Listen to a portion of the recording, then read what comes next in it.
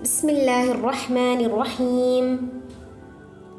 نماز کے لیے جانے، باجماعت نماز پڑھنے اور نماز کے انتظار میں مسجد میں بیٹھنے کی فضیلت۔ حدیث ابو ہریرہ رضی اللہ تعالی عنہ نبی کریم صلی اللہ علیہ وسلم سے روایت کرتے ہیں کہ آپ صلی اللہ علیہ وسلم نے فرمایا، جماعت کے ساتھ نماز پڑھنا اپنے گھر اور بازار میں نماز پڑھنے سے 25 گنا زیادہ فضیلت کا باعث ہے، کیونکہ جب تم میں سے کوئی شخص بہترین وضو کر کے صرف نماز کی نیت سے آتا ہے تو گھر سے لے کر مسجد میں داخل ہونے تک ہر ایک قدم پر اللہ تبارک و تعالیٰ اس کا ایک درجہ بلند فرماتا ہے اور ایک گناہ معاف فرماتا ہے، اور مسجد میں داخل ہونے کے بعد جب تک نماز کے انتظار میں ہوتا ہے تو وہ نماز ہی میں شمار کیا جاتا ہے، اور جب تک اپنی جائے نماز میں باوضو بیٹھا رہتا ہے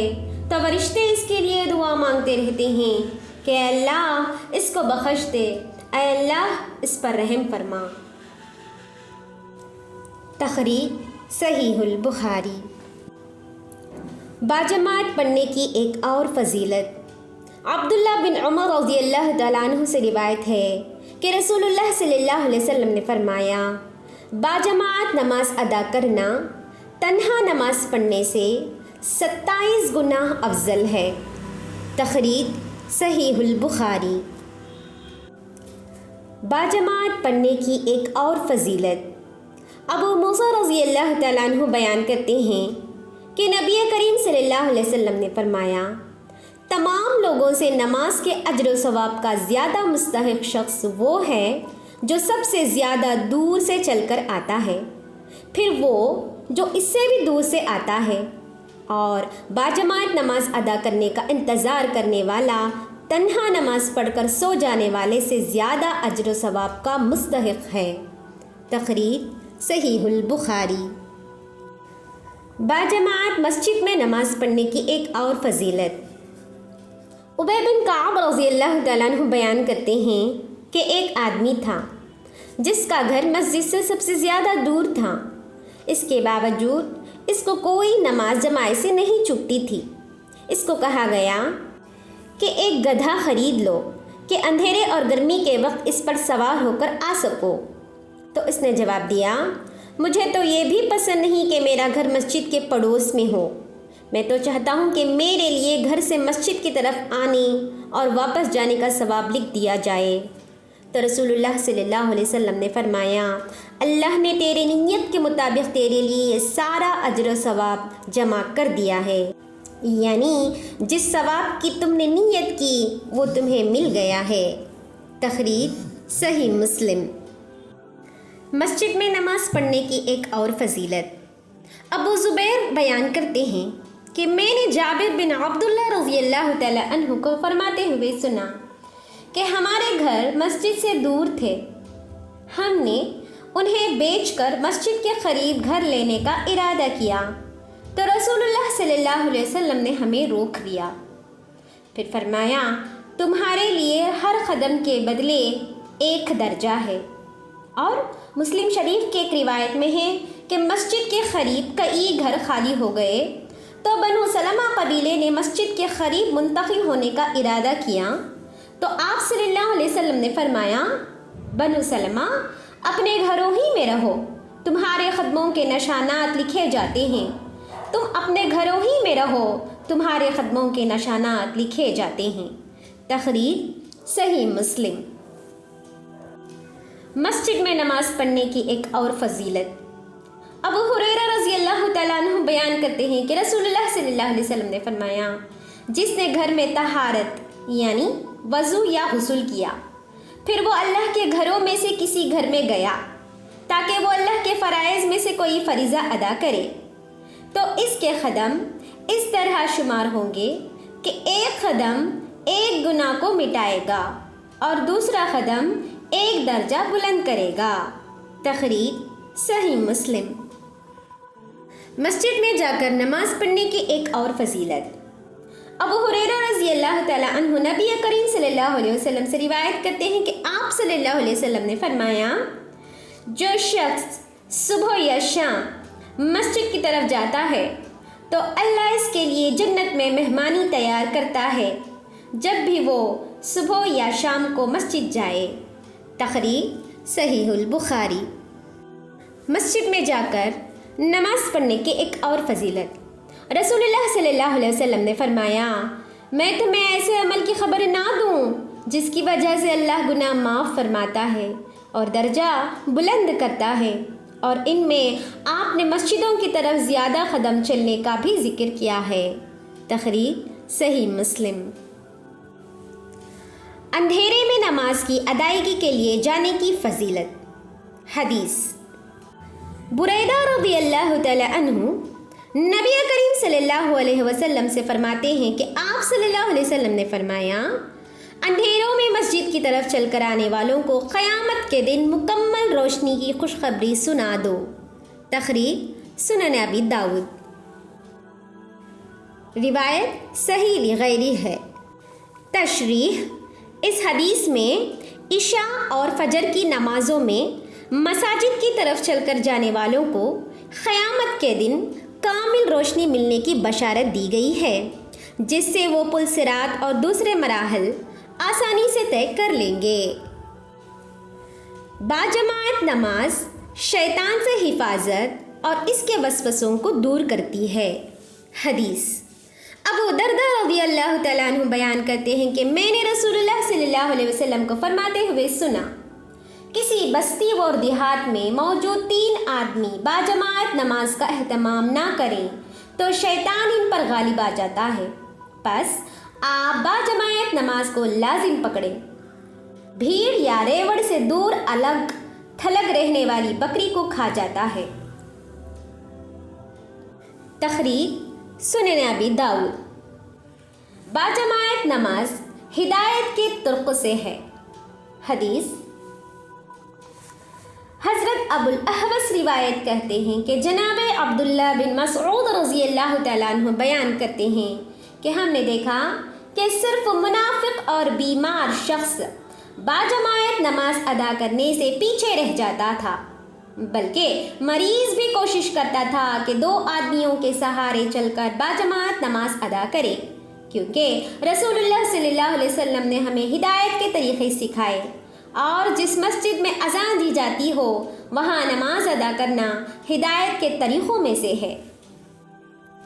ایک اور روایت میں ہے کہ عبداللہ بن مسعود رضی اللہ تعالیٰ عنہ بیان کرتے ہیں، جس شخص کو یہ پسند ہو کہ کل وہ اللہ کو مسلمان ہو کر ملے تو اس کو چاہیے کہ وہ ان نمازوں کی حفاظت کرے جہاں سے ان کے لیے اذان دی جائے، اس لیے کہ اللہ نے تمہارے نبی کے لیے ہدایت کے طریقے مقرر فرمائے ہیں، اور یہ نمازیں بھی ہدایت کے طریقوں میں سے ہیں۔ اگر تم نمازیں گھروں میں ادا کرو گے، جیسے یہ پیچھے رہنے والا اپنے گھر میں نماز پڑھتا ہے، تو وہ اپنے نبی کی سنت چھوڑ دو گے، اور اگر تم نے اپنے نبی کی سنت ترک کر دی تو یقیناً گمراہ ہو جاؤ گے۔ جو شخص خوب اچھی طرح طہارت کا اہتمام کرتا ہے، پھر ان مساجد میں سے کسی مسجد کی طرف آتا ہے تو اللہ اس کے ہر قدم کے بدلے میں اس کے لیے 1 نیکی لکھ دیتا ہے، 1 درجہ بلند کرتا ہے اور اس سے 1 گناہ کم کر دیتا ہے۔ اور میں نے تو یہ حال دیکھا کہ صرف وہی شخص باجماعت نماز سے پیچھے رہ جاتا ہے جس کا منافق ہونا معلوم ہوتا تھا، اور آدمی کو 2 آدمیوں کے سہارا لایا جائے اور اسے صف میں کھڑایا جائے۔ تخریج صحیح مسلم۔ اطمینان اور باوقار طریقے سے نماز کی طرف آنے والے کی فضیلت، کیونکہ وہ نماز ہی میں ہے۔ حدیث ابو ہریرہ رضی اللہ تعالیٰ عنہ سے روایت ہے کہ رسول اللہ صلی اللہ علیہ وسلم نے فرمایا، جب نماز کے لیے اقامت کہی جائے، اور ایک روایت میں ہے جب نماز کھڑی کی جائے تو دوڑ کر مت آؤ، بلکہ سکینت اور وقار سے آؤ، جو نماز پا لو تو ادا کر لو، اور جو رہ جائے تو پورا کر لو، کیونکہ جو نماز کے قصد و ارادے سے آ رہا ہے وہ نماز ہی میں سے ہے۔ تخریج صحیح مسلم۔ مسجد میں داخل ہوتے وقت دعا پڑھنے کی فضیلت۔ حدیث عبداللہ بن عمرو بن عاص رضی اللہ تعالیٰ عنہ روایت کرتے ہیں کہ جب آپ مسجد میں داخل ہوتے تو یہ دعا پڑھتے تھے، اعوذ باللہ العظیم و بوجہہ الکریم و سلطانہ القدیم من الشیطان الرجیم۔ ترجمہ: میں اللہ عظمت والے، اس کے عزت والے چہرے اور اس کے قدیم بادشاہت کے ساتھ شیطان مردود سے پناہ چاہتا ہوں۔ انہوں نے کہا، کیا یہ دعا کافی ہے؟ میں نے عرض کی، ہاں۔ آپ نے فرمایا، جب یہ دعا پڑھ لے تو شیطان کہتا ہے اب یہ مجھ سے تمام دن کے لیے محفوظ ہو گیا۔ تخریج سنن ابی داؤد، روایت حسن ہے۔ پہلی صف اور زیادہ جماعت کی فضیلت۔ حدیث ابی بن کعب رضی اللہ تعالیٰ عنہ بیان کرتے ہیں کہ رسول اللہ صلی اللہ علیہ وسلم نے ایک دن ہمیں صبح کی نماز پڑھائی تو فرمایا، فلاں شخص موجود ہے؟ عرض کیا گیا، نہیں۔ تو آپ صلی اللہ علیہ وسلم نے فرمایا، کیا فلاں شخص حاضر ہے؟ انہوں نے عرض کیا، نہیں۔ فرمایا، یہ دو نمازیں یعنی عشاء اور فجر منافقوں پر بہت ثقیل ہیں، اور اگر تم ان کا ثواب جان لو تو تمہیں اگر گھٹنوں کے بل بھی آنا پڑے تو تم آؤ۔ نماز کی پہلی صف فرشتوں جیسی ہے، اگر تم اس کی فضیلت جان لو تو اس کی طرف جلدی کرو۔ ایک آدمی کے ساتھ نماز پڑھنا تنہا نماز پڑھنے سے افضل ہے، دو آدمیوں کے ساتھ نماز پڑھنا ایک آدمی کے ساتھ نماز پڑھنے سے افضل ہے، اور جس قدر زیادہ لوگوں کے ساتھ مل کر نماز پڑھی جائے گی تو اسی قدر اللہ تعالیٰ کو زیادہ محبوب ہوگی۔ تخریج سنن ابی داؤد۔ پہلی صف میں نماز پڑھنے کی فضیلت۔ حدیث ابو ہریرہ رضی اللہ تعالیٰ عنہ نبی کریم صلی اللہ علیہ وسلم سے روایت کرتے ہیں کہ آپ صلی اللہ علیہ وسلم نے فرمایا، اگر تم پہلی صف کی فضیلت جان لیتے تو اس میں شامل ہونے کے لیے قرعہ اندازی کرتے۔ تخریج صحیح مسلم۔ ایک اور حدیث ابو ہریرہ رضی اللہ تعالیٰ عنہ بیان کرتے ہیں کہ رسول اللہ صلی اللہ علیہ وسلم نے فرمایا، آدمیوں کی بہترین صف پہلی ہے اور بدترین صف آخری ہے، اور عورتوں کی بہترین صف آخری صف ہے اور بدترین صف پہلی صف ہے۔ تخریج صحیح مسلم۔ مسواک کرنے کی فضیلت۔ حدیث ابو ہریرہ رضی اللہ تعالیٰ عنہ سے روایت ہے کہ رسول اللہ صلی اللہ علیہ وسلم نے فرمایا، اگر میں اپنی امت پر مشقت محسوس نہ کرتا تو میں انہیں ہر نماز کے ساتھ مسواک کرنے کا حکم دیتا۔ تخریج صحیح البخاری۔ تشریح اس حدیث میں مسواک کی تاکید اور اہمیت بیان کی گئی ہے۔ اگرچہ رسول اللہ صلی اللہ علیہ وسلم نے امت پر شفقت فرماتے ہوئے اس کو فرض قرار نہیں دیا، لیکن اس کو صفائی اور اللہ تعالیٰ کی خوشنودی کا ذریعہ قرار دیا ہے، اور مسواک نماز کے اجر و ثواب کے اضافے کا سبب بھی ہے۔ اس لیے ہر مسلمان کو ہر نماز کے ساتھ مسواک کا اہتمام کرنا اور معمول بنانا چاہیے۔ ایک روایت میں ہے کہ عبد الرحمن بن ابو عتیق رضی اللہ تعالیٰ عنہ اپنے باپ سے بیان کرتے ہیں کہ انہوں نے کہا کہ میں نے عائشہ صدیقہ رضی اللہ تعالیٰ عنہا سے سنا، وہ نبی کریم صلی اللہ علیہ وسلم سے روایت کرتی ہیں کہ آپ صلی اللہ علیہ وسلم نے فرمایا، مسواک منہ کی صفائی اور اللہ کی خوشنودی کا سبب ہے۔ تخریج سنن نسائی، روایت صحیح ہے۔ مکمل اور خشوع و خضوع سے نماز پڑھانے والے امام کی فضیلت۔ ابو ہریرہ رضی اللہ تعالیٰ عنہ سے روایت ہے کہ رسول اللہ صلی اللہ علیہ وسلم نے فرمایا، وہ تمہیں نماز پڑھائیں گے یعنی امام، اگر درست پڑھائیں گے تو تم کو اس کا اجر و ثواب ملے گا اور ان کو بھی، اور اگر نماز میں غلطی کریں گے تو تمہیں تو نماز کا اجر و ثواب ملے گا اور اس غلطی کا وبال انہی پر ہوگا۔ تخریج صحیح البخاری۔ عقبہ بن عامر رضی اللہ تعالیٰ عنہ روایت کرتے ہیں کہ میں نے رسول اللہ صلی اللہ علیہ وسلم کو فرماتے ہوئے سنا، جس نے لوگوں کی نماز کی امامت صحیح وقت پر کرائی تو وہ اور اس کے مقتدی اجر و ثواب کے مستحق ہوں گے، اور جس نے نماز میں کچھ بھی کمی کی تو اس کا گناہ امام کو ہوگا، مقتدیوں کو نہیں۔ مسند احمد اور باقی کتابوں کی روایت میں ہے، جو لوگوں کی نماز امامت صحیح وقت پر کرائے تو وہ اور اس کے مقتدی اجر و ثواب کے مستحق ہوں گے۔ تخریج سنن ابی داؤد، روایت حسن ہے۔ तशरीह नमाज की इमामत का बहुत अजर सवाब है कि जितने लोग इख्तिदा में नमाज पढ़ेंगे इमाम को उन सब के बराबर सवाब मिलेगा, लेकिन मुक्तदियों के अजर सवाब में किसी किस्म की कमी बेशी नहीं होगी। इसलिए इमाम की ज़िम्मेदारी है कि लोगों को नमाज अव्वल वक्त पर पढ़ाने के साथ साथ नमाज के अरकान यानी क़ियाम, रुकू, क़ौमा, सजदा, जलसा, इस्तराहत, तशहुद वग़ैरह का मुकम्मल ख्याल रखे और खुज़ू खुशू वग़ैरह से नमाज पढ़ाएं, वरना कमी बेशी की सूरत में अपने गुनाह के साथ साथ मुक्तदियों का वबाल भी उन्हीं पर होगा। नमाज की सफ़ों को बराबर करने और उनमें मिलकर खड़े होने की फजीलत।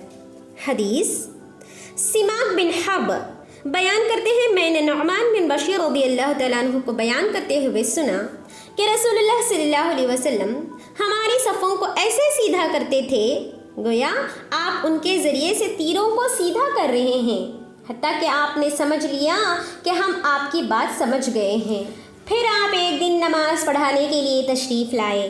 नमाज शुरू करने से पहले आपने एक आदमी को देखा कि वो सबसे अपना सीना आगे निकाले हुए है, तो आप सल्लल्लाहु अलैहि वसल्लम ने फरमाया, अल्लाह के बंदो, तुम अपनी सफ़ों को ज़रूर बराबर और सीधा रखो, वरना अल्लाह तुम्हारे दरमियान इख्तलाफ पैदा कर देगा। तखरीज सहीहुल बुखारी।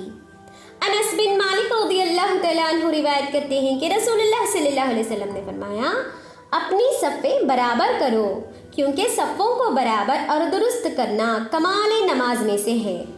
एक रिवायत में है कि सफ़ों को सीधा करना नमाज को कायम करने का एक हिस्सा है। तखरीज सहीहुल बुखारी। जाबिर बिन समरा रज़ियल्लाहु तआला अन्हु रिवायत करते हैं कि रसूलुल्लाह सल्लल्लाहु अलैहि वसल्लम हमारे पास तशरीफ़ लाए। फरमाया, ये मैं क्या देख रहा हूँ कि तुम अपने हाथों को सरकश घोड़ों की दुम्मों की तरह उठाते हो, नमाज में सुकून किया करो। फिर एक दिन तशरीफ़ लाए तो हमें मुख्तलिफ़ हलक़ों में देखा तो फरमाया, ये मैं क्या देख रहा हूँ कि तुम मुख्तलिफ़ ग्रोहों में बटे हुए हो। फिर एक दिन तशरीफ़ लाए तो फरमाया, तुम सफ़ें ऐसे क्यों नहीं बनाते जैसे फ़रिश्ते अपने रब के पास बनाते हैं। हमने अर्ज़ की, अल्लाह के रसूल, फ़रिश्ते अपने रब के पास कैसे सफ़ें बनाते हैं? तो आप सल्लल्लाहु अलैहि वसल्लम ने फरमाया, वो पहली सफ़ों को पूरा करते हैं और सफ़ों में आपस में मिलकर खड़े हो जाते हैं। तखरीज सही मुस्लिम। एक और हदीस अनस रज़ियल्लाहु तआला अन्हु रसूलुल्लाह सल्लल्लाहु अलैहि वसल्लम से रिवायत करते हैं कि आपने फरमाया, अपनी सफ़ों को खूब मिलाओ और इनको एक दूसरे के करीब रखो और गर्दनों को बराबर करो। उस अल्लाह की कसम जिसके कब्ज़े में मेरी जान है, मैं शैतान को सफ़ों के दरमियान शगाफ़ों में बकरी के बच्चे की तरह दाखिल होते हुए देखता हूँ। तखरीज सुनन अबी दाऊद। रिवायत सही है। सफ़ों को बाहम मिलाने और उनके शगाफ पुर करने की फजीलत। हदीस इब्न उमर रज़ियल्लाहु तआला अन्हु से रिवायत है कि रसूलुल्लाह सल्लल्लाहु अलैहि वसल्लम ने फरमाया, जो सफ़ को मिलाएगा अल्लाह उसको मिलाएगा और जो सफ़ को तोड़ेगा अल्लाह उसको तोड़ देगा। तखरीज सुनन अबी दाऊद। रिवायत हसन है। सुतरा की तरफ नमाज पढ़ने और उसके करीब होने की फजीलत। हदीस सहल बिन अबी हस्मा रज़ियल्लाहु तआला अन्हु रिवायत करते हैं कि नबी करीम सल्लल्लाहु अलैहि वसल्लम ने फरमाया, जब तुम में से कोई सुतरे की तरफ नमाज पढ़े तो वो सुतरे के करीब होकर खड़ा हो जाए, शैतान इसकी नमाज नहीं तोड़ सकेगा। तखरीज सुनन अबी दाऊद। रिवायत सही है। नमाजी के आगे से गुजरने वाले को रोकने की फजीलत। हदीस अबू सालेह सिमान रिवायत करते हैं कि मैंने अबू सईद खुदरी रज़ियल्लाहु तआला अन्हु को जुम्मा के दिन सुतरे की तरफ नमाज पढ़ते हुए देखा तो बनु अबी मुआयद कबीले का एक नौजवान इनके आगे से गुजरने लगा, तो अबू सईद खुदरी रज़ियल्लाहु तआला अन्हु ने उसके सीने पर हाथ मारा, तो नौजवान ने देखा कि गुजरने का कोई और रास्ता ही नहीं, तो वो फिर इनके आगे से गुजरने लगा।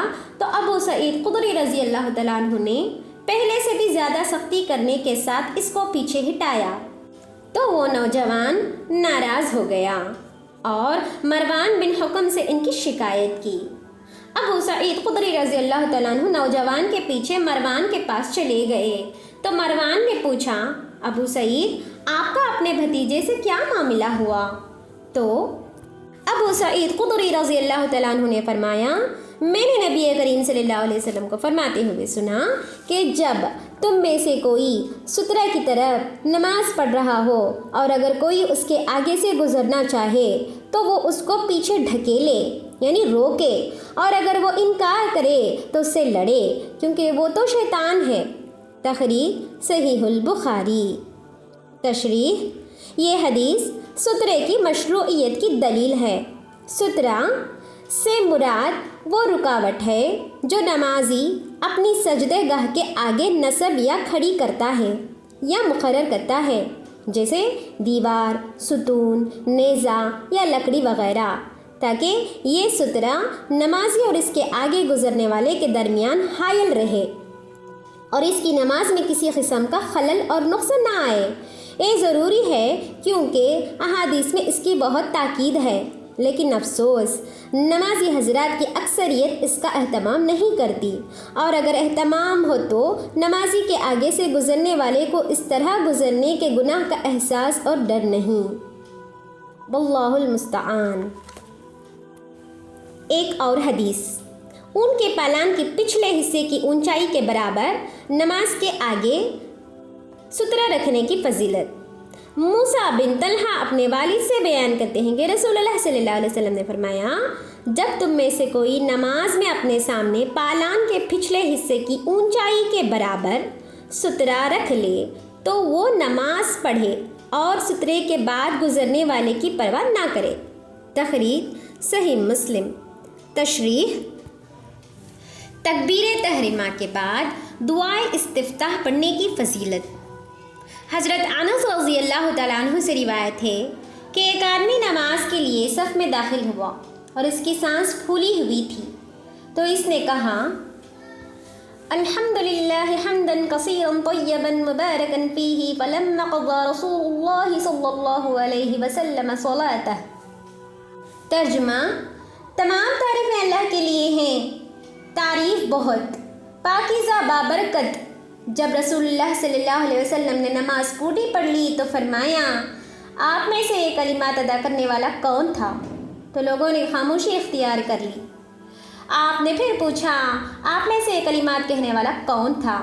اس میں کوئی حرج والی بات نہیں ہے۔ تو ایک آدمی نے کہا، میں آیا اور میری سانس پھولی ہوئی تھی تو میں نے یہ کلمات کہے۔ تو آپ صلی اللہ علیہ وسلم نے فرمایا، میں نے 12 فرشتے کو ان کلمات کو اوپر یعنی اللہ تعالیٰ کے پاس لے جانے میں ایک دوسرے پر سبقت لے جانے کی کوشش کرتے ہوئے دیکھا۔ تخریج صحیح مسلم۔ ایک اور حدیث میں ہے کہ ابن عمر رضی اللہ تعالیٰ عنہ روایت کرتے ہیں کہ ایک دفعہ رسول اللہ صلی اللہ علیہ وسلم کے ساتھ نماز پڑھ رہے تھے کہ لوگوں میں سے ایک آدمی نے کہا، اللہ اکبر کبیرا والحمد للہ کثیرا وسبحان اللہ بکرۃ واصیلا۔ ترجمہ، اللہ بہت بڑا ہے اور ہر قسم کی بکثرت تعریف اللہ کے لیے ہے، اور صبح و شام اللہ کی پاکیزگی ہے۔ تو رسول اللہ صلی اللہ علیہ وسلم نے فرمایا، اس طرح کے کلمات کہنے والا کون تھا؟ تو لوگوں میں سے ایک آدمی نے کہا، میں ہوں اللہ کے رسول۔ تو آپ صلی اللہ علیہ وسلم نے فرمایا، مجھے تعجب ہوا کہ ان کے لیے آسمان کے دروازے کھولے گئے۔ ابن عمر رضی اللہ تعالیٰ عنہ فرماتے ہیں کہ جب سے میں نے رسول اللہ صلی اللہ علیہ وسلم سے یہ بات سنا، اس وقت سے ان کلمات کو کبھی ترک نہیں کیا۔ تخریج صحیح مسلم۔ ان کلمات کی فضیلت جو قرآن نہ جاننے والا نماز میں کہتا ہے۔ حدیث، عبداللہ بن ابی اوفی رضی اللہ تعالیٰ عنہ بیان کرتے ہیں، ایک آدمی نبی کریم صلی اللہ علیہ وسلم کی خدمت میں حاضر ہوا تو اس نے عرض کیا، میں قرآن مجید میں سے کچھ بھی یاد کرنے کی استطاعت نہیں رکھتا، مجھے ایسے کلمات سکھائیے جو مجھے نماز میں کفایت کر جائیں۔ تو آپ صلی اللہ علیہ وسلم نے فرمایا، کہہ سبحان اللہ والحمد للہ ولا الہ الا اللہ واللہ اکبر ولا حول ولا قوة الا باللہ۔ ترجمہ: ہر قسم کی پاکیزگی اللہ کے لیے ہے اور تمام تعریفیں اللہ کے لیے ہیں، اور اللہ کے سوا کوئی معبود نہیں، اور اللہ سب سے بڑا ہے، اور گناہوں سے بچنے اور نیکی کرنے کی طاقت محض اللہ کی توفیق کے ساتھ ہے جو بلند اور عظیم ہے۔ سعدمی نے عرض کی، اللہ کے رسول صلی اللہ علیہ وسلم، یہ تو اللہ کے لیے ہیں، میرے لیے کیا ہے؟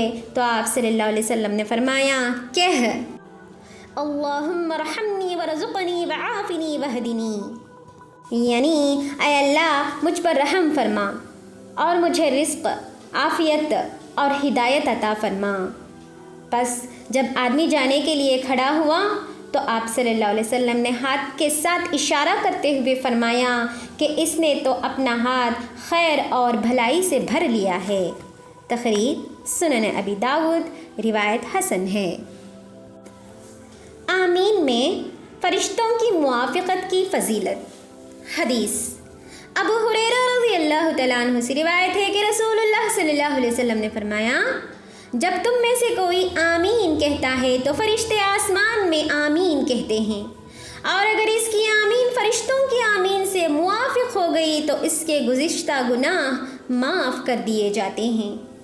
اور مسلم کی ایک روایت میں ہے، جب تم میں سے کوئی آمین کہتا ہے اور فرشتے آسمان میں آمین کہتے ہیں، پس ان میں سے ایک آمین دوسری کے موافق ہو گئی تو اس کے گزشتہ گناہ معاف کر دیے جاتے ہیں۔ تخریج صحیح البخاری۔ ابو ہریرہ رضی اللہ تعالیٰ عنہ سے روایت ہے کہ رسول اللہ صلی اللہ علیہ وسلم نے فرمایا، جب امام غیر المغضوب علیہم ولا الضالین کہے تو تم آمین کہو، پس جس کا قول فرشتوں کے قول کے موافق ہو گیا تو اس کے گزشتہ گناہ معاف کر دیے جاتے ہیں۔ تخریج صحیح البخاری۔ ابو ہریرہ رضی اللہ تعالیٰ عنہ سے روایت ہے کہ نبی کریم صلی اللہ علیہ وسلم نے فرمایا، جب امام آمین کہے تو تم بھی آمین کہو، جس کی آمین فرشتوں کی آمین کے موافق ہو گئی اس کے گزشتہ گناہ معاف کر دیے جاتے ہیں۔ تخریج صحیح البخاری۔ ابو ہریرہ رضی اللہ تعالیٰ عنہ نبی کریم صلی اللہ علیہ وسلم سے روایت کرتے ہیں کہ آپ صلی اللہ علیہ وسلم نے فرمایا، جب قاری یعنی امام آمین کہے تو تم آمین کہو، کیونکہ فرشتے آمین کہتے ہیں، پس جس کی آمین فرشتوں کے آمین کے موافق ہو گئی تو اس کے گزشتہ گناہ معاف کر دیے جاتے ہیں۔ تخریج صحیح البخاری۔ مقتدی کی امام کے ساتھ آمین کہنے کی فضیلت۔ ابو ہریرہ رضی اللہ تعالیٰ عنہ روایت کرتے ہیں کہ رسول اللہ صلی اللہ علیہ وسلم نے فرمایا، جب امام غیر المغضوب علیہم ولا الضالین کہے تو تم بھی آمین کہو، کیونکہ ملائکہ آمین کہتے ہیں اور امام بھی آمین کہتا ہے، پس جس کی آمین فرشتوں کے آمین کے موافق ہو گئی تو اس کے گزشتہ گناہ معاف کر دیے جاتے ہیں۔ تخریج سنن نسائی۔ آمین اور سلام کی فضیلت۔ عائشہ رضی اللہ تعالی عنہا رسول اللہ صلی اللہ علیہ وسلم سے روایت کرتی ہیں کہ آپ صلی اللہ علیہ وسلم نے فرمایا، یہودی تم پر سلام اور آمین کہنے پر سب سے زیادہ حسد کرتے ہیں۔ اور ابن ماجہ کی ایک روایت ہے کہ یہودی تم پر اتنا کسی چیز سے حسد نہیں کرتے جتنا سلام اور آمین کہنے پر حسد کرتے ہیں۔ نماز میں رکوع اور سجود کی فضیلت۔ حدیث: عقبہ بن عامر رضی اللہ تعالیٰ عنہ روایت کرتے ہیں کہ رسول اللہ صلی اللہ علیہ وسلم نے فرمایا، جو مسلمان اچھی طرح وضو کرے، پوری توجہ اور حضور قلب سے 2 رکعات ادا کرے تو اس کے لیے جنت واجب ہو جاتی ہے۔ تخریج صحیح مسلم۔ رکوع کے بعد اللہم ربنا لک الحمد کہنے کی فضیلت۔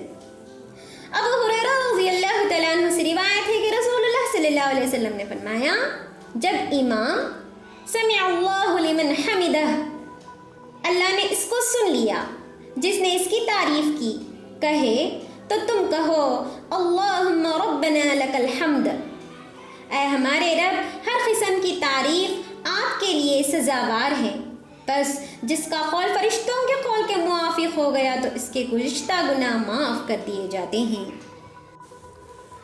رفاعہ بن رافع زرقی رضی اللہ تعالیٰ عنہ روایت کرتے ہیں کہ ہم ایک دن نبی کریم صلی اللہ علیہ وسلم کے پیچھے نماز پڑھ رہے تھے۔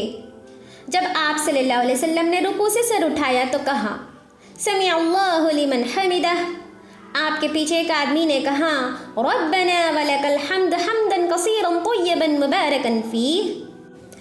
پس جب آپ صلی اللہ علیہ وسلم نماز سے فارغ ہوئے تو فرمایا یہ کلمات کس نے کہے؟ اس نے کہا میں نے۔ تو آپ صلی اللہ علیہ وسلم نے فرمایا میں نے 30 سے زیادہ فرشتوں کو کلمات لکھنے میں ایک دوسرے سے سبقت کرتے ہوئے دیکھا۔ تخریج صحیح البخاری۔ نماز کے اوقات، وقت پر نماز پڑھنے کی فضیلت۔ عبداللہ بن مسعود رضی اللہ تعالیٰ عنہ روایت کرتے ہیں کہ میں نے نبی کریم صلی اللہ علیہ وسلم سے پوچھا کہ اللہ کو کون سا عمل زیادہ محبوب ہے؟ تو آپ صلی اللہ علیہ وسلم نے فرمایا نماز کو وقت پر ادا کرنا۔ انہوں نے کہا پھر کون سا؟ آپ صلی اللہ علیہ وسلم نے فرمایا والدین کے ساتھ نیکی کرنا۔ انہوں نے کہا پھر کون سا؟ تو آپ صلی اللہ علیہ وسلم نے فرمایا اللہ کی راہ میں جہاد کرنا۔ عبداللہ بن مسعود رضی اللہ تعالیٰ عنہ کہتے ہیں کہ یہ باتیں آپ نے مجھے بیان فرمائیں، اگر میں آپ سے اور پوچھتا تو آپ اور بتاتے۔ تخریج صحیح البخاری۔ ابن شہاب زہری عباد بن زیاد کی حدیث کے بارے میں بیان کرتے ہیں کہ عروہ بن مغیرہ بن شعبہ نے انہیں خبر دی اور انہیں مغیرہ بن شعبہ رضی اللہ تعالیٰ عنہ نے خبر دی اور موضوع پر مزح کے بارے میں حدیث ذکر کی، جس میں ہے کہ رسول اللہ صلی اللہ علیہ وسلم نے وضو کیا اور پاؤں دھونے کی بجائے موضوع پر مسح کیا، پھر آپ تشریف لائے، میں بھی آپ کے ساتھ آیا، حتیٰ کہ ہم نے لوگوں کو پایا تو وہ نماز کی 2 رکعتوں میں سے ایک ادا کر چکے تھے، تو آپ صلی اللہ علیہ وسلم نے نماز کی دوسری رکعت لوگوں کے ساتھ ادا کی۔ جب عبد الرحمن بن عوف رضی اللہ تعالیٰ عنہ نے نماز سے سلام پھیرا تو آپ اٹھ کر نماز مکمل کرنے لگے۔ اس معاملے نے لوگوں کو پریشان کر دیا اور وہ کثرت سے تسبیح کرنے لگے۔ جب رسول اللہ صلی اللہ علیہ وسلم نے اپنی نماز مکمل کر لی تو لوگوں کی طرف متوجہ ہو کر فرمایا تم نے اچھا کیا، یا فرمایا تم نے درست کیا، انہیں وقت پر نماز ادا کرنا پسند تھا۔ تخریج صحیح مسلم۔ تشریح۔ اس باب میں نماز اول وقت میں ادا کرنے کی فضیلت اور اہمیت بیان کی گئی ہے، لہٰذا کاروباری یا دوسری مصروفیات کی بنا پر تاخیر سے نماز پڑھنا منع ہے۔ اول وقت پر نماز جہاد فی سبیل اللہ اور والدین سے حسن سلوک افضل اعمال میں سے ہیں۔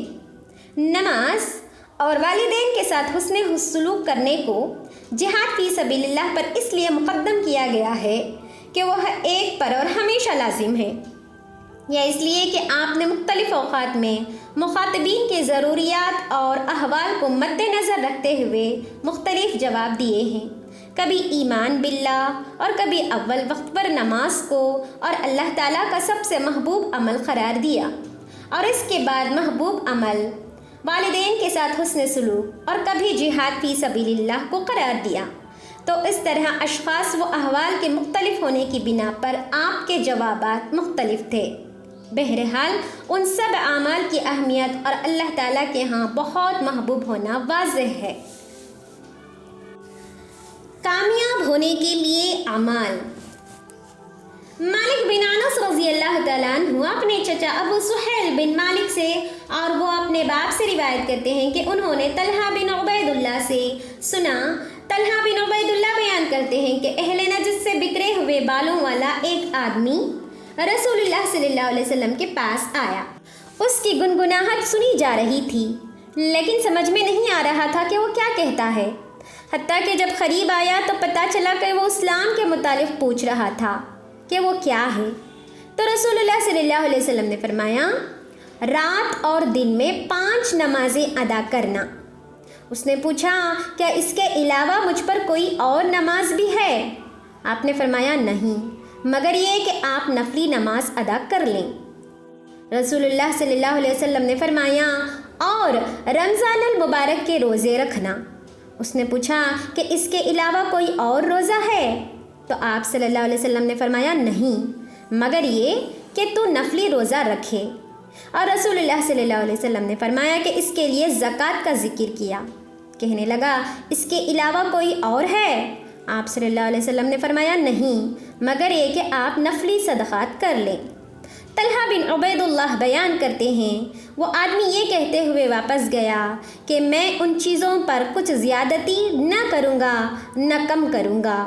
رسول اللہ صلی اللہ علیہ وسلم نے فرمایا وہ کامیاب ہو گیا اگر اس نے سچ کہا اور ثابت قدم رہا۔ تخریج صحیح البخاری۔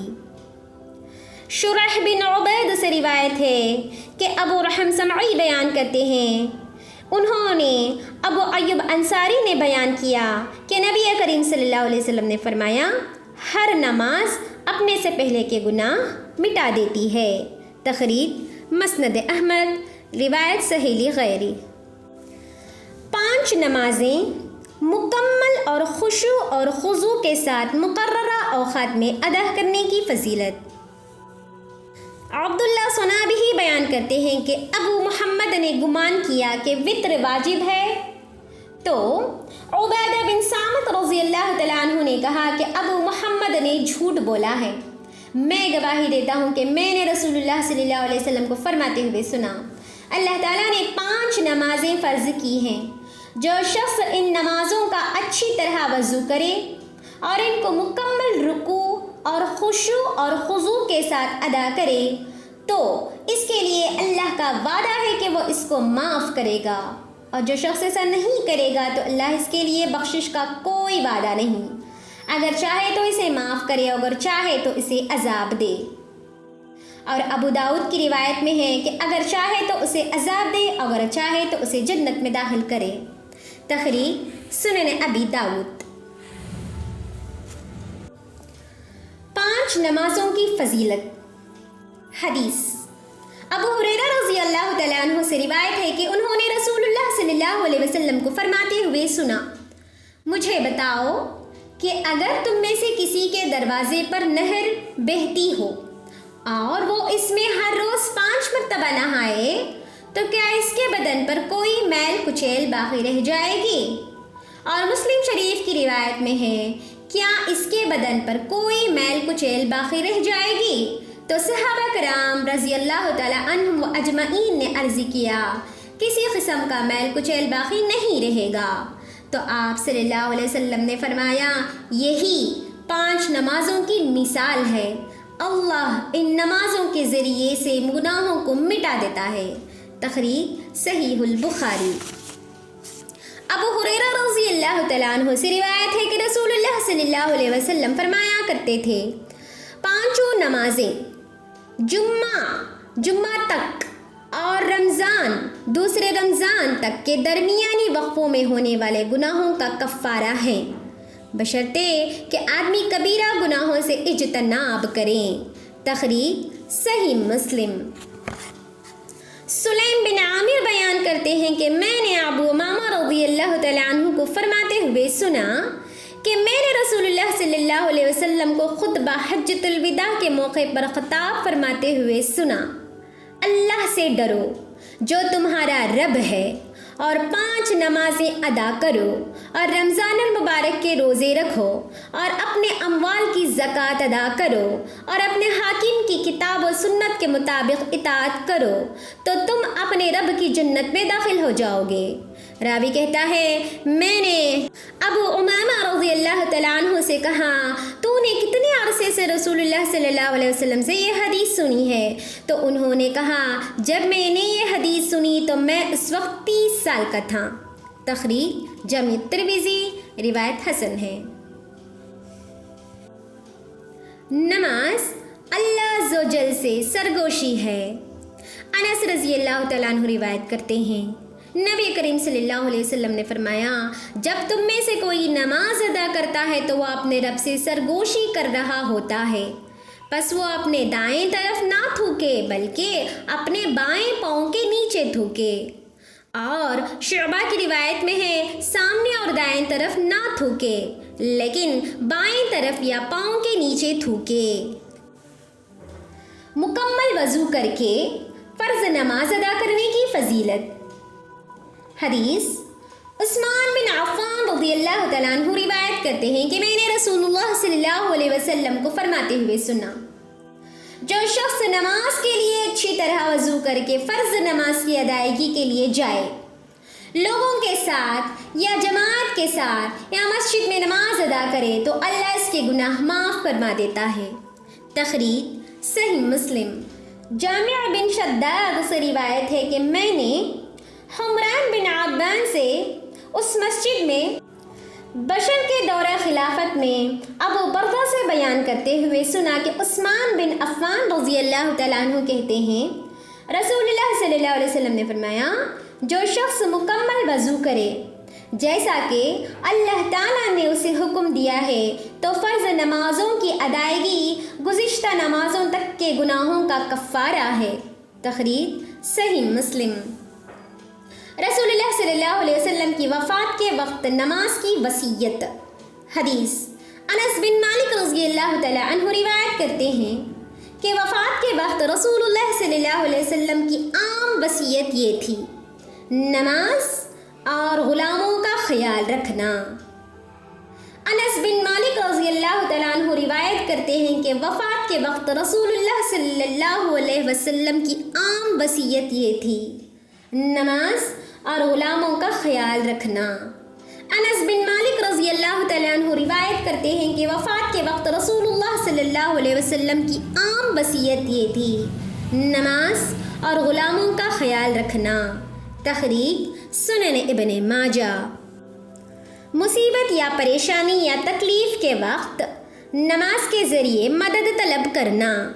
حدیث حذیفہ رضی اللہ تعالیٰ عنہ سے روایت ہے کہ جب نبی کریم صلی اللہ علیہ وسلم کو کوئی پریشان کن معاملہ درپیش ہوتا تو آپ نماز پڑھتے۔ تخریج سنن ابی داؤد۔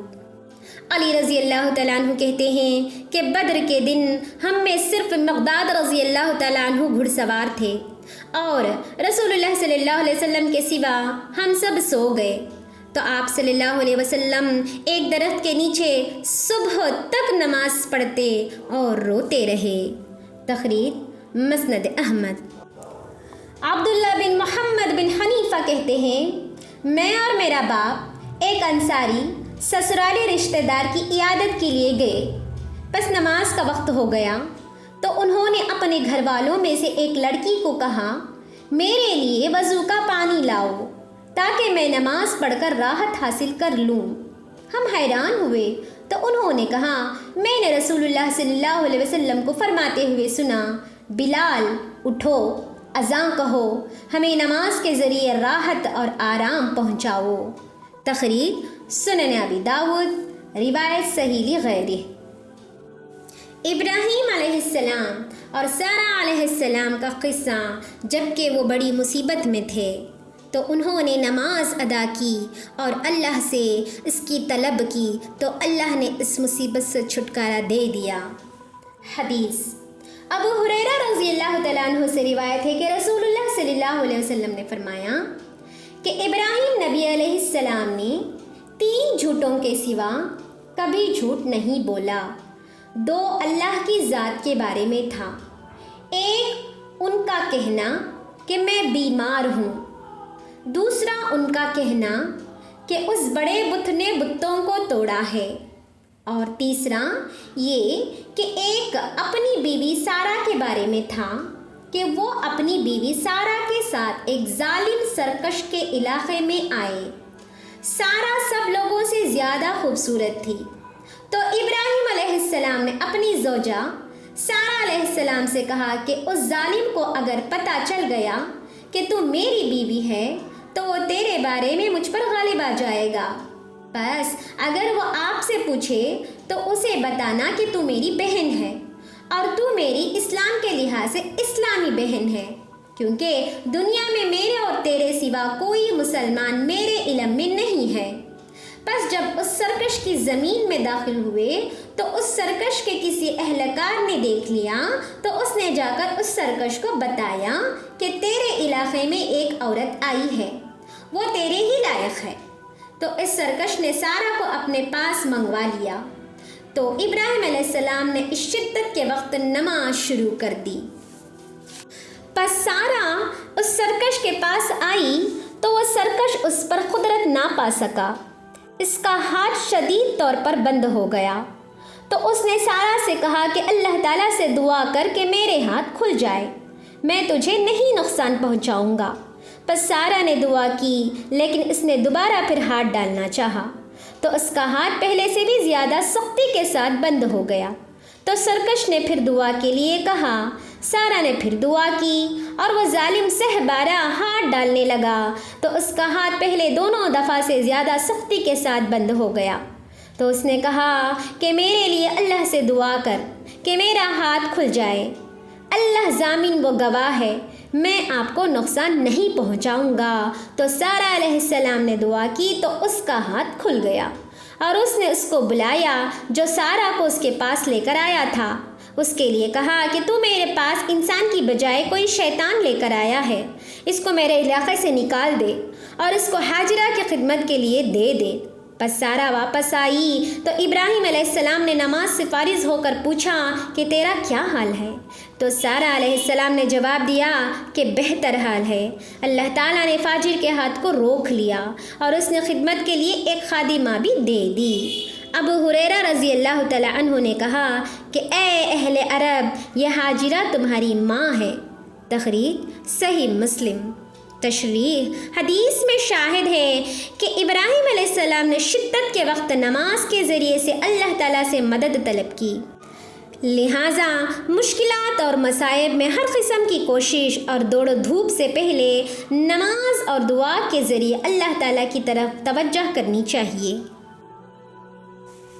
نماز کے مقام اور مرتبہ کی تعظیم اور فضیلت اور استقبال قبلہ اور رکوع اور سجود کی فضیلت۔ ابو المنیب کہتے ہیں کہ ابن عمر رضی اللہ تعالیٰ عنہ نے ایک نوجوان کو نماز پڑھتے ہوئے دیکھا، اس نے نماز کو خوب لمبا کیا۔ ابن عمر رضی اللہ تعالیٰ عنہ نے پوچھا، تم میں سے اس نوجوان کو کون جانتا ہے؟ ایک آدمی نے کہا، میں جانتا ہوں۔ ابن عمر رضی اللہ تعالیٰ عنہ نے کہا، اگر میں اسے جانتا ہوتا تو میں اس کو رکوع اور سجود زیادہ ادا کرنے کا حکم دیتا، کیونکہ میں نے رسول اللہ صلی اللہ علیہ وسلم کو فرماتے ہوئے سنا، جب آدمی نماز ادا کرنے کے لیے کھڑا ہوتا ہے تو اس کے سارے گناہ اس کے کندھوں پر رکھ دیے جاتے ہیں، تو وہ جب بھی رکوع اور سجود کرتا ہے تو اس سے گناہ گر جاتے ہیں۔ تخریج الحلیۃ للحافظ ابی نعیم الاصبہانی۔ روایت صحیح ہے۔ نماز میں ادھر ادھر دیکھنے کی ممانعت۔ حدیث زید بن سلام سے روایت ہے کہ انہیں ابو سلام نے حارث اشعری رضی اللہ تعالیٰ عنہ سے بیان کیا کہ رسول اللہ صلی اللہ علیہ وسلم نے فرمایا، اللہ نے یحییٰ بن زکریا علیہ السلام کو 5 باتوں کا حکم دیا، اس میں یہ بات بھی تھی کہ اللہ تم کو نماز پڑھنے کا حکم دیتا ہے، پس جب تم نماز پڑھو تو ادھر ادھر مت دیکھو، کیونکہ اللہ اپنے چہرے کو بندے کے چہرے پر مرکوز رکھتا ہے جب تک وہ ادھر ادھر نہ دیکھے۔ تخریج جامع ترمذی۔ روایت صحیح ہے۔ نماز فجر اور نماز عصر باجماعت پڑھنے کی فضیلت۔ حضرت قیس بیان کرتے ہیں کہ مجھے حضرت جریر بن عبداللہ رضی اللہ تعالیٰ عنہ نے کہا کہ ہم نبی کریم صلی اللہ علیہ وسلم کے پاس موجود تھے کہ آپ صلی اللہ علیہ وسلم نے 14ویں رات کے چاند کو دیکھ کر فرمایا، تم عنقریب اپنے رب کو دیکھو گے جیسا کہ تم اس کو دیکھتے رہے ہو، اس رب تعالیٰ کے دیکھنے میں تم کو کوئی بھیڑ محسوس نہیں ہوگی۔ پس اگر استطاعت رکھتے ہو کہ تم سے 2 نمازیں طلوع شمس و غروب شمس سے قبل یعنی فجر اور عصر فوت نہ ہوں تو ایسا کرو۔ پھر آپ صلی اللہ علیہ وسلم نے اللہ تعالیٰ کا فرمان تلاوت کیا اور اپنے رب کی تسبیح اور تعریف بیان کرتا رہ، سورج نکلنے سے پہلے اور اس کے ڈوبنے سے پہلے۔ تخریج صحیح البخاری۔ ابو بکر بن ابو موسیٰ اپنے باپ سے روایت کرتے ہیں کہ رسول اللہ صلی اللہ علیہ وسلم نے فرمایا، جو 2 ٹھنڈی نمازیں ادا کرے گا جنت میں داخل ہوگا۔ تخریج صحیح البخاری۔ تشریح، فجر کے ساتھ عصر کو ٹھنڈی تغلیباً کہا گیا ہے، جیسے باپ اور ماں دونوں کو ابوین اور چاند و سورج کو القمرین کہا گیا ہے۔ خاص طور پر ان 2 نمازوں کا ذکر اور ان کی اہمیت و تاکید کی وجہ یہ ہے کہ ان کے بارے میں اکثر سستی اور غفلت برتی جاتی ہے۔ نماز فجر نیند اور نماز عصر کاروباری مصروفیات کی وجہ سے رہ جاتی ہیں یا لیٹ ہو جاتی ہیں، اس لیے ان کی خاص تلقین کی گئی ہے، ورنہ نمازیں پوری 5 فرض ہیں، جیسا کہ قرآن اور حدیث کی نصوص سے ظاہر اور عیاں ہے۔ نماز کی اہمیت کی ایک اور فضیلت۔ ابو ہریرہ رضی اللہ تعالیٰ عنہ سے روایت ہے کہ رسول اللہ صلی اللہ علیہ وسلم نے فرمایا، تم میں رات اور دن کے فرشتے ایک دوسرے کے بعد باری باری آتے ہیں اور فجر اور عصر کی نماز میں جمع ہو جاتے ہیں، پھر رات گزارنے والے فرشتے اوپر چڑھ جاتے ہیں، پس وہ اللہ ان سے سوال کرتا ہے، اور مسلم شریف کی روایت میں ہے کہ ان کا رب ان سے پوچھتا ہے، حالانکہ وہ ان کے متعلق زیادہ جانتا ہے، کہ تم نے میرے بندوں کو کیسے چھوڑا؟ فرشتے جواب دیتے ہیں کہ ہم نے ان کو اس حال میں چھوڑا کہ وہ نماز پڑھ رہے تھے، اور ہم ان کے پاس گئے تو وہ نماز پڑھ رہے تھے۔ تخریج صحیح البخاری۔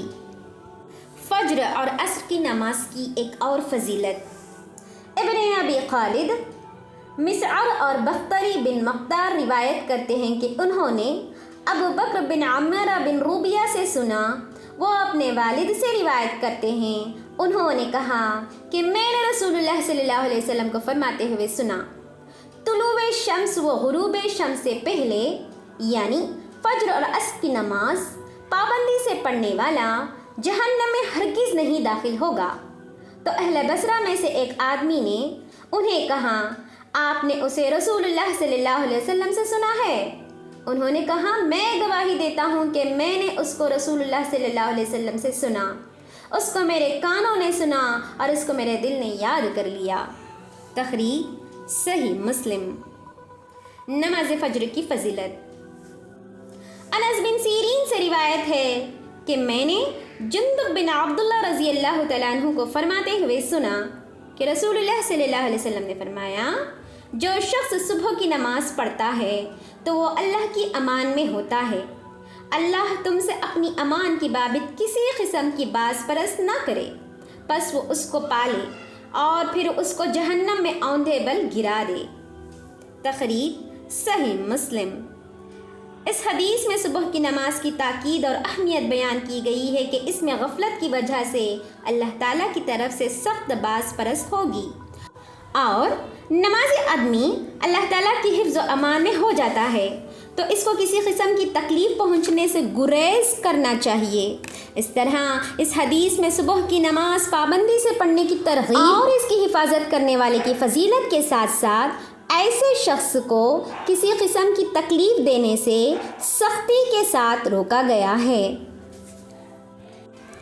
نماز فجر اور باجماعت نماز پڑھنے کی فضیلت۔ ابو ہریرہ رضی اللہ تعالیٰ عنہ نبی کریم صلی اللہ علیہ وسلم سے روایت کرتے ہیں کہ آپ صلی اللہ علیہ وسلم نے فرمایا، اکیلی نماز کے مقابلے میں باجماعت نماز 25 درجے افضل ہے، اور صبح کی نماز میں رات اور دن کے فرشتے جمع ہو جاتے ہیں۔ اس کے بعد ابو ہریرہ رضی اللہ تعالیٰ عنہ کہتے ہیں، اگر چاہو تو قرآن کی یہ آیت پڑھو، اور فجر کا قرآن پڑھنا، یقیناً فجر کے وقت کا قرآن پڑھنا حاضر کیا گیا ہے۔ سورہ اسراء آیت نمبر 78، یعنی اس وقت رات اور دن کے فرشتے حاضر ہوتے ہیں۔ تخریج صحیح البخاری۔ نماز عصر کی فضیلت۔ علی رضی اللہ تعالیٰ عنہ روایت کرتے ہیں کہ غزوہ احزاب کے دن رسول اللہ صلی اللہ علیہ وسلم نے فرمایا، اللہ ان کفار کے گھروں اور قبروں کو آگ سے بھرے کہ انہوں نے ہمیں درمیانی نماز یعنی عصر کی نماز سے مشغول کر دیا۔ پھر آپ نے مغرب اور عشاء کے درمیان عصر کی نماز ادا کی۔ تخریج صحیح مسلم۔ ابو بصرہ غفاری رضی اللہ تعالیٰ عنہ بیان کرتے ہیں کہ رسول اللہ صلی اللہ علیہ وسلم نے ہم کو مخمس نامی جگہ پر نماز عصر پڑھائی تو فرمایا، یہ نماز آپ سے پہلے لوگوں پر پیش کی گئی یعنی فرض کی گئی، انہوں نے اس کو ضائع کر دیا، پس جس نے اس نماز کی حفاظت کی اس کو دگنا ثواب ملے گا، اور اس کے بعد شاہد ستارہ طلوع ہونے تک اور کوئی نماز نہیں۔ تخریج صحیح مسلم۔ نماز عشاء اور نماز فجر باجماعت اور بغیر جماعت ادا کرنے کی فضیلت۔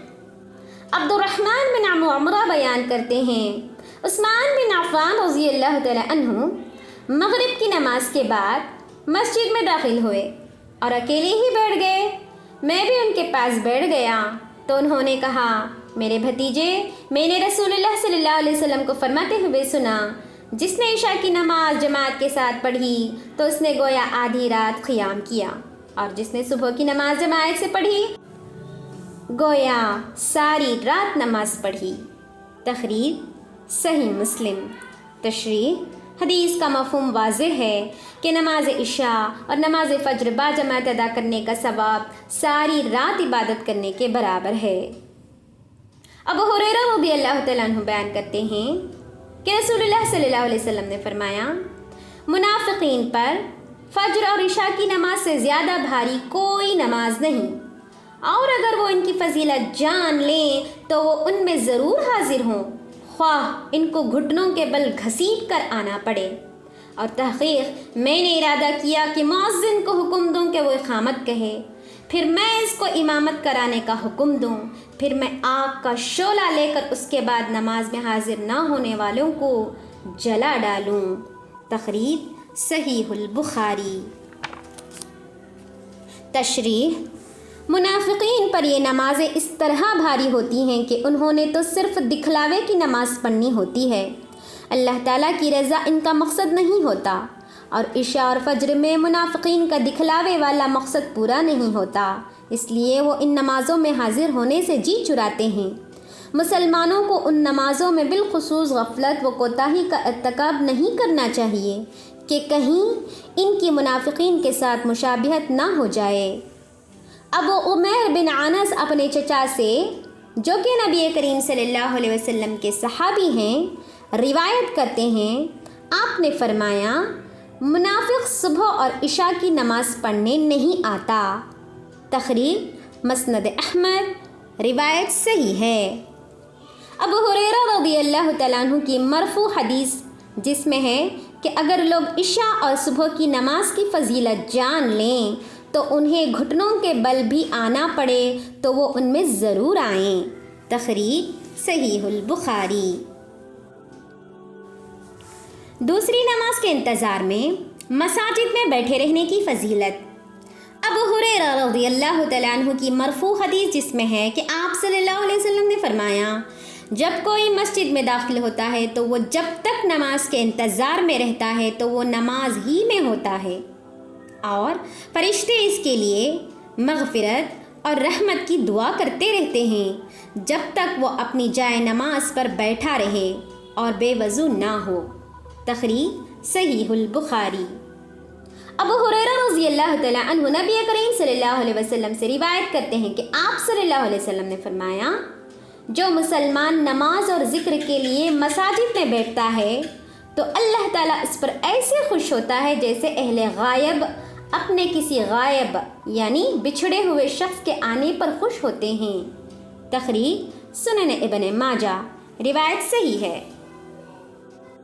عبداللہ بن عمرو روایت کرتے ہیں کہ ہم نے رسول اللہ صلی اللہ علیہ وسلم کے ساتھ مغرب کی نماز ادا کی بس جو لوگ چلے گئے اور جو بیٹھے رہے بس رسول اللہ صلی اللہ علیہ وسلم جلدی آئے۔ آپ کا سانس پھولا ہوا تھا اور جلدی کی وجہ سے کپڑا گھٹنوں سے اٹھا ہوا تھا۔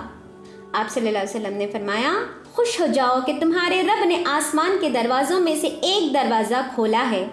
اللہ تعالیٰ تمہاری وجہ سے فرشتوں پر فخر کرتے ہوئے فرماتا ہے، میرے بندوں کی طرف دیکھو، ایک فریضہ ادا کر چکے ہیں اور دوسرے کا انتظار کر رہے ہیں۔ تخریج سنن ابن ماجہ۔ خیر اور نیکی کے لیے مسجد میں بیٹھے رہنے والے کی فضیلت۔ ابو ہریرہ رضی اللہ تعالیٰ عنہ سے روایت ہے کہ رسول اللہ صلی اللہ علیہ وسلم نے فرمایا، 7 آدمی ہیں، اللہ ان کو قیامت والے دن اپنے سائے تلے جگہ دے گا۔ اس دن اس کے سائے کے سوا کوئی سایہ نہیں ہوگا۔ نمبر 1، انصاف کرنے والا حکمران۔ نمبر 2، وہ نوجوان جس کی نشو و نما اللہ کی عبادت میں ہوئی ہو۔ نمبر 3، وہ آدمی جس کا دل مسجد میں اٹکا ہوا ہو۔ نمبر 4، وہ 2 آدمی جو ایک دوسرے سے صرف اللہ کے لیے محبت کرتے ہیں، اس پر وہ باہم جمع ہوتے ہیں اور اسی پر ایک دوسرے سے جدا ہوتے ہیں۔ نمبر 5، وہ آدمی جسے کوئی حسین و جمیل عورت دعوت گناہ دے لیکن وہ اس کے جواب میں کہے کہ میں تو اللہ سے ڈرتا ہوں۔ نمبر 6، وہ آدمی جس نے کوئی صدقہ کیا اور اسے چھپایا حتیٰ کہ اس کے بائیں ہاتھ کو علم نہیں کہ اس کے دائیں ہاتھ نے کیا خرچ کیا۔ نمبر 7، وہ آدمی جس نے تنہائی میں اللہ کو یاد کیا اور اس کے خوف سے اس کی آنکھیں اشک بار ہو گئیں۔ تخریج صحیح البخاری۔ مومن نماز کے انتظار کی حالت میں بھی نماز میں ہوتا ہے۔ انس رضی اللہ تعالیٰ عنہ بیان کرتے ہیں کہ نبی کریم صلی اللہ علیہ وسلم نے نماز عشاء کو آدھی رات تک مؤخر کیا، پھر فرمایا، لوگ نماز ادا کر کے سو چکے ہیں لیکن تم نماز میں ہی تھے جب تک تم اس کے انتظار کر رہے تھے۔ اور ایک اور روایت میں ہے، لوگ نماز پڑھ کر سو گئے ہیں اور تم جب تک اس کا انتظار کر رہے تھے نماز ہی میں تھے۔ تخریج صحیح البخاری۔ ابو سعید خدری رضی اللہ تعالیٰ عنہ بیان کرتے ہیں، ہم نے رسول اللہ صلی اللہ علیہ وسلم کے ساتھ عشاء کی نماز آدھی رات کے وقت پڑھی۔ آپ صلی اللہ علیہ وسلم نے فرمایا، سب اپنی اپنی جگہ پر بیٹھ جاؤ۔ ہم سب اپنی جگہ پر بیٹھ گئے تو آپ صلی اللہ علیہ وسلم نے فرمایا، لوگ نماز پڑھ کر سو چکے ہیں اور تم نماز کی حالت ہی میں تھے جب تک تم نماز کا انتظار کر رہے تھے، اور اگر کمزور کی کمزوری اور بیمار کی بیماری نہ ہوتی تو میں اس نماز کو آدھی رات تک مؤخر کر دیتا۔ تخریج سنن ابو داؤد، روایت صحیح ہے۔ نماز کے بعد نماز کے انتظار کی فضیلت۔ ابو ہریرہ رضی اللہ تعالیٰ عنہ سے روایت ہے کہ رسول اللہ صلی اللہ علیہ وسلم نے فرمایا، کیا میں تمہیں ایسا عمل نہ بتلاؤں جس کے ذریعے سے اللہ تعالیٰ خطائیں مٹاتا ہے اور درجے بلند فرما دیتا ہے؟ صحابہ کرام رضی اللہ تعالیٰ عنہم و اجمعین نے عرض کیا، کیوں نہیں اللہ کے رسول صلی اللہ علیہ وسلم؟ آپ نے فرمایا، مشقت اور ناگواری کے باوجود مکمل وضو کرنا۔ نمبر 2، مسجد کی طرف زیادہ قدم چلنا۔ اور نمبر 3، نماز کے بعد نماز کا انتظار کرنا۔ یہی رباط ہے۔ اور ایک روایت میں ہے کہ یہی رباط ہے، یہی رباط ہے، یہی رباط ہے۔ ابو موسیٰ رضی اللہ تعالیٰ عنہ روایت کرتے ہیں کہ نبی کریم صلی اللہ علیہ وسلم نے فرمایا، تمام لوگوں سے نماز کے اجر و ثواب کا زیادہ مستحق وہ شخص ہے جو سب سے زیادہ دور سے چل کر آتا ہے، پھر وہ جو اس سے بھی دور کر چل کر آتا ہے، اور باجماعت نماز ادا کرنے کے لیے انتظار کرنے والا تنہا نماز پڑھ کر سو جانے والے سے زیادہ اجر و ثواب کا مستحق ہے۔ اور مسلم شریف کی روایت میں ہے، نماز امام کے ساتھ باجماعت ادا کرے۔ تخریج صحیح البخاری۔